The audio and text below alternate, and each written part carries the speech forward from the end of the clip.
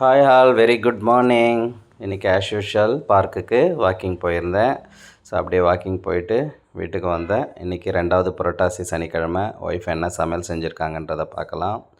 புளி சாதம் பண்ணியிருந்தாங்க, அதுக்கு சைட் டிஷ் உருளைக்கிழங்கு ஃப்ரை பண்ணியிருந்தாங்க.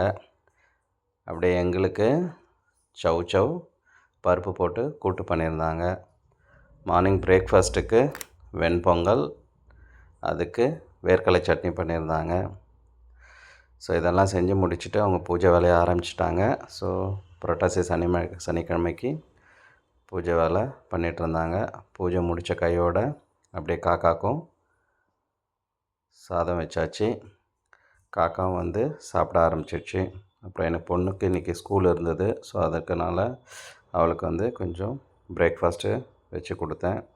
வடை மட்டும் கடையிலேருந்து வாங்கினது. ஸோ அவளும் பிரேக்ஃபாஸ்ட் முடிச்சுட்டு ஸ்கூலுக்கு கிளம்பிட்டா.